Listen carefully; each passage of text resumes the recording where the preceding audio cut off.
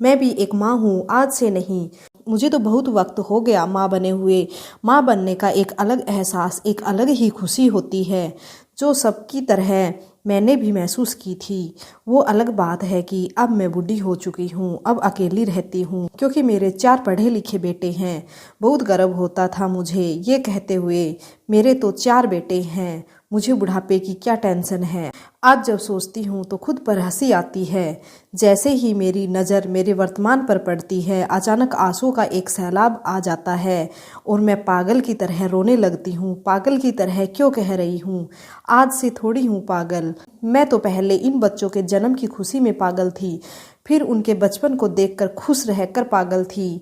इन्हें पढ़ाने लिखाने के लिए पागलों की तरह सुबह सुबह उठकर इन सब के लिए खाना पकाकर कोठियों में काम करने भाग जाया करती थी। 4 पैसों के पीछे पागल की तरह मेहनत करके इनको पढ़ाया लिखाया पागल ही थी मैं। इनको माँ के साथ साथ बाप का भी प्यार दिया, वो बाप जो मेरी किस्मत में था ही नहीं। अज्ञानता की दीप से घर में चिरागों की कोई कमी नहीं छोड़ी उन्होंने, और फिर अंधेरा करके चल बसे। वो आज होते तो कम से कम अभी बात करने के लिए, लड़ते झगड़ने के लिए कोई तो होता। जाते जाते बोल गए कि मैं कहीं नहीं जा रहा तुम्हें छोड़कर। मैंने तुम्हें बहुत परेशान किया है, हमेशा तंग किया तुम्हें, उसी की सज़ा भुगत रहा हूँ। फिलहाल तुम मेरे बच्चों का ख्याल रखना, बाद में वो तुम्हारा रखेंगे।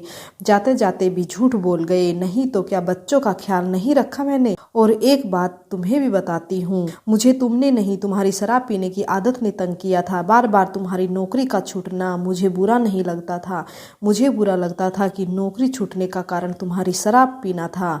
ना बच्चों से कभी प्यार किया आपने, ना उन्हें खुश रखा। रोज के झगड़े देखकर वो मुझसे भी ज़्यादा टेंशन लेते थे। मैं आपसे नफरत नहीं करती थी, आपके गलत आदतों से करती थी।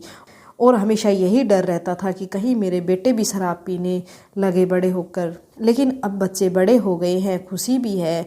किसी ने गलत आदतों को नहीं अपनाया, अपनाया भी होगा तो मुझसे इतने दूर हैं कि मुझे पता भी नहीं चलता। मुझे सबसे ज़्यादा सुकून मेरे सबसे छोटे बेटे की शादी में मिला था, क्योंकि उसकी शादी में मेरे 4 बच्चे मेरे सामने थे। उस वक्त मेरे 3 बेटे विलायती हो चुके थे, इतनी दूर की मिलने भी नहीं जा सकती। सबका अलग अलग संसार बस चुका था और सबसे छोटे बेटे की शादी हो रही थी। उसे मैंने मजाक मजाक में कहा कि अब तो तुम भी मुझसे अलग अपना अलग संसार बसाओगे। तो वो गुस्सा हो गया और बोलने लगा, माँ तुम ही मेरा संसार हो और मैं तुम्हें कहीं नहीं छोड़ूंगा, चाहे हालात कुछ भी हो। मुझे तब भी गर्व हुआ और मेरे पैरों को ज़मीन नहीं मिल रही थी रखने को। लेकिन उसने भी शादी के महज 10 महीने में बोल दिया, माँ तुम इतनी अच्छी होती तो भाभियाँ तुम्हारे साथ रहती। बाकी भाइयों ने ये अच्छा ही किया, अपने साथ ले गए भाभियों को, वरना तुम उन्हें भी ऐसे ही परेशान करती। अरे लेकिन मैंने क्या किया, मेरी क्या गलती है? मैंने तो सिर्फ यही कहा कि बहू अब घर की सारी जिम्मेदारी तुम संभालोगी। मेरे हाथ पैर जवाब देने लगे। इतनी सी बात पर वो कहने लगी, आज तक नहीं दिया इन्होंने जवाब, मेरे आने के बाद ही देना था। क्या आज तक कोई काम नहीं करते थे आप? उसे यही लगता था कि मैं उसे देखकर काम नहीं करती अब। और बेटे को भी यही लगता कि जो माँ हम सभी भाइयों का तथा घर का सारा काम करके काम करने जाती थी और आकर दोबारा काम में जुट जाती थी, आज वो बहू के आते ही नखरे करने लग गई। वो नहीं जानता कि उम्र के हिसाब से ताकत नहीं रहती। लेकिन मैं तब भी कुछ नहीं बोली, सोचा शायद कुछ ज़्यादा काम कर लूँगी तो मामला शांत हो जाएगा। और मैं उसे कम काम करने को बोलने लगी, बल्कि उसे कोई काम ही नहीं करने को बोलती। जितना हो सकता था खुद ही कर लेती थी। मैं नहीं कहती मेरे अकेलेपन की वजह मेरी बहू या मेरा बेटा है। कुछ कमियां तो मुझ में भी होगी। मैं भी हर इंसान की तरह दूसरों में कमियां जल्दी देख लेती हूँ और खुद की कमियां और गलतियों को नज़रअंदाज कर लेती थी। भले ही मुझे छोड़कर उस बेटे ने अपना अलग घर बसा लिया है, लेकिन मुझसे मिलने आता रहता है, बहू से छिप छिप कर आता है, बोलता है।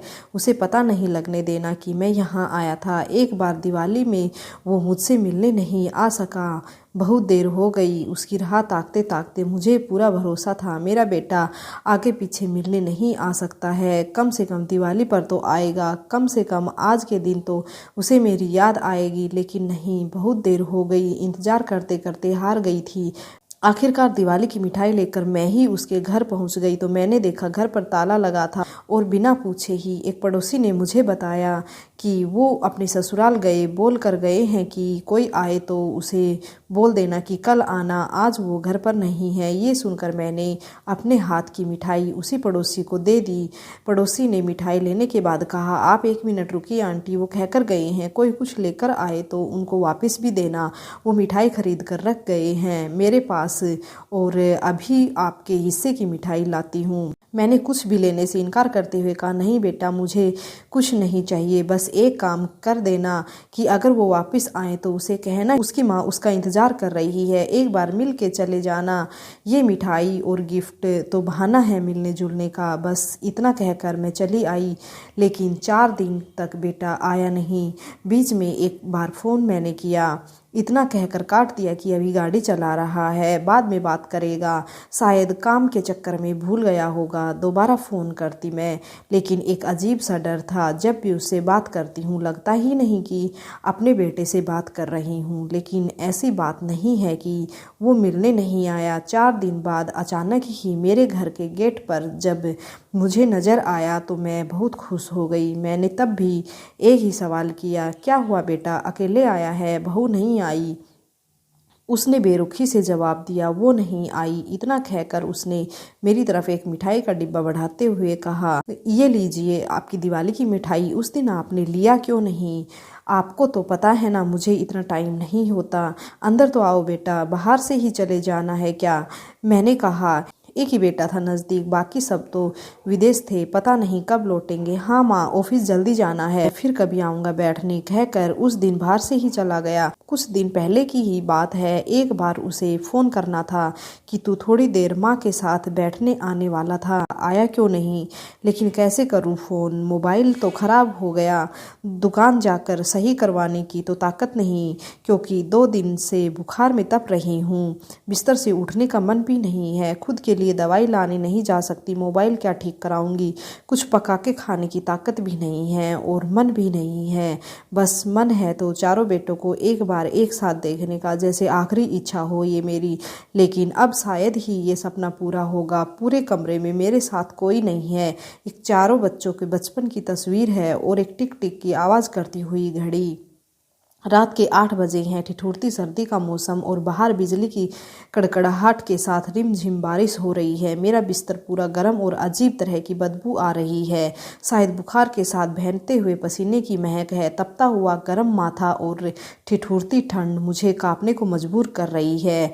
मैं पूछ रही हूँ खुद से कि कहाँ हैं तेरे चारों लाडले, कहाँ हैं वो जिन्हें जीने का मकसद बनाकर तू आज तक जिंदा है? कहाँ हैं तेरे कलेजे के टुकड़े जिनके लिए तूने दिन रात एक कर दिया था, जिनकी परवरिश के लिए तूने पैसे जमा किए थे? कहाँ हैं वो आंखें? हाँ, तू भी तो कहती थी कि लोगों के 2 आंखें होती हैं, मेरी तो 4 आंखें हैं। आज तेरी चारों आंखों में से किसी एक आंख को भी तू नज़र नहीं आ रही है। सच कहूँ तो मैं खुद के इन फिजूल सवालों का जवाब नहीं देना चाहती हूँ, बस भगवान से दुआ करती हूँ कि अगले जन्म में मुझे अगर संतान सुख देगा, माँ बनने का एहसास दिलाएगा, तो बस एक प्यारी सी बेटी का जन्म देना। खिड़की के पर्दे की फड़फड़ाहट मुझे और भी डरा रही थी। ऐसा लग रहा है जैसे मौत मेरे पास आ रही हो। ऐसा नहीं कि मैं मौत से डरती हूँ, लेकिन मौत के आने से पहले अपने लाडलों को कैसे देख पाऊंगी? मैं आज भी बहुत प्यार करती हूँ उनसे। मैं अभी जीना चाहती हूँ, सिर्फ अपने बच्चों के लिए उन्हें बताना चाहती हूँ, कुछ उन्हें कहना चाहती हूँ, कुछ बातें उनसे करना चाहती हूँ। इस सोच में डूबते हुए मेरी आंखें नींद की आगोश में डूबने लगी और मुंह से जाने अनजाने में एक रुदन सी आवाज़ आ रही थी। मेरे चारों लड़कों के नाम बारी बारी आने लगे। मैं भगवान को याद करना चाह रही थी, लेकिन एक पल भगवान को सोचती, लेकिन अगले पल अपने बच्चों को याद आ जाती। इसी छोटे से कमरे में जब एक बेटे को आंचल से दूध पिलाती थी तो पास खड़े 2 भाई एक रोटी के लिए झगड़ पड़ते थे और सबसे बड़ा बेटा उस रोटी के 3 बराबर हिस्से करके आपस में बांट लेता था और थोड़ा रोने धोने के बाद मामला निपट जाता था। बहुत समझदार लगता था, मेरे दर्द को समझने वाला लगता था, लेकिन हिस्सा करने की आदत अब तक नहीं छूटी थी उसकी। हर चीज़ का हिस्सा करने लगे थे। जब बात मेरे हिस्से की आने लगी तो मैंने यह कह दिया कि मैं बचपन से तुम चारों को पालती आई हूँ। अब तुम में से किसी एक के पास इतनी हिम्मत नहीं कि एक माँ को पाल सको। मैं किसी एक के साथ ही रहूंगी। मेरे बस की नहीं है कभी यहाँ कभी वहाँ भटकना। बाकी तीनों शादीशुदा थे, उनके पास खाना पकाने वाली थी। अब माँ का क्या काम था? माँ की परिभाषा उनके जीवन में ऐसी बन चुकी थी, वो जो महिला बिना थके काम करे, खाने पीने का इंतजाम करे, सुबह बिस्तर में चाय लाए और हमारे कपड़े धोए, सब काम किए कराए मिल जाए तो ठीक है, कुछ काम अधूरा रह जाए तो ये नहीं पूछता था कि माँ क्या बात है, तबीयत ठीक है। जबकि हर कोई बोल देता था, माँ आज कहीं बाहर गई थी क्या?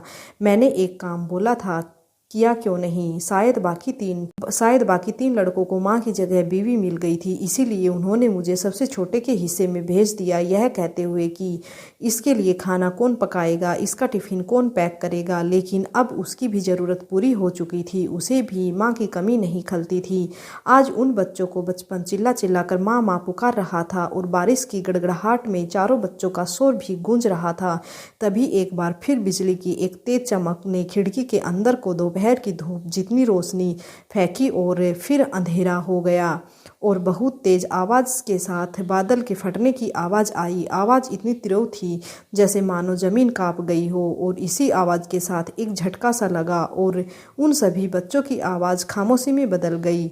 अब सब खामोश था, हलचल जारी थी, लेकिन खामोशी के साथ बादल गरज रहे थे, बिजली चमक रही थी, फिर भी गहन सन्नाटा था, पर्दे भी हिल रहे थे, रिमझिम बारिश भी हो रही थी। सारी हरकतों को मैं बिना पलक झपकाए देख पा रही थी, मगर सुन नहीं पा रही थी। यहाँ तक कि घड़ी की टिक टिक की आवाज़ जो अभी बहुत तेज थी, अब वो सुई भी सुन घूम रही थी और मेरे सबसे करीब मेरे सीने की धड़कन। उफ, अब समझ आया कि सब कुछ शांत क्यों हो गया। मेरी धड़कन भी तो खामोश थी। सन्नाटा इस कदर पसरा हुआ था जैसे मैं अंत की ओर अग्रसर थी। एक अजीब सा माहौल था। धीरे धीरे पर्दे और बारिश की बूंदें और साथ में दीवार में हल्का साया भी धुंधलाने लगा था। शायद गहन खामोशी और सन्नाटे के साथ अब एक अंधकार भी फैलने वाला है और जैसे ही अंधकार और खामोशी दोनों का मिलन होगा, एक नया जीवन शुरू होगा और पुराने जीवन का समापन होगा। एक नई कहानी की शुरुआत होगी। मेरी कहानी यहीं ख़त्म हो जाएगी, लेकिन मैं खुश हूँ। अब एक बार फिर चारों भाई मिलेंगे, चारों एक साथ होंगे, एक दूसरे के साथ होंगे। शायद इस बार बहुएं भी आएंगी, भले मैं किसी को देख पाऊँ या नहीं, लेकिन उनकी मिलन की बेला अब आएगी ज़रूर। इस बार वो मेरी गलतियों को नहीं, मेरी अच्छाइयों को याद करेंगे। इस बार वो अपने बचपन के दिनों को याद करेंगे अपने खेल कूद का वो दौर और माँ की डांट के बहाने वो मुझे याद करेंगे। मैं खुश हूँ कि आज तक जिन्होंने मुझे पूछा नहीं, मेरे हालचाल नहीं पूछे, अब वो मेरी पूजा करेंगे। पहले मैं अलग रहती थी, मुझे अपने साथ कोई नहीं रखना चाहता था, लेकिन अब सब अपने अपने घर में रखेंगे मुझे। जीते जी जो खुशी मुझे नहीं मिली, अगर मरने के बाद मिलती है तो इसमें बुरा क्या है? मैं तो खुश रहूँगी। अपने चारों बच्चों के साथ सोचते सोचते ही सोचना छोड़ दिया। ये जिंदगी और मौत के मिलन ने कैसा मोड़ लिया। एक माँ थी, चार थे उसके लाल, एक भी नहीं था आखिरी में उसके साथ, बस यही रहा मलाल। फिर भी माँ खुश है, देखो कितनी सुंदर मौत मिली है उसे। ना तड़पी, ना किसी का लिया कर्ज, मरते मरते भी खुश रहने की दुआ दे गई।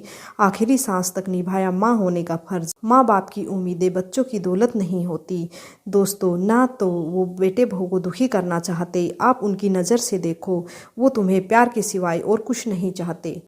तो आपको ये स्टोरी कैसी लगी प्लीज़ कमेंट बॉक्स में कमेंट जरूर करके बताइए, और वीडियो पसंद आई है तो लाइक ज़रूर कीजिए, और इसी तरह के वीडियो के लिए प्लीज़ चैनल को सब्सक्राइब कर लीजिए। Okay, thank you friends.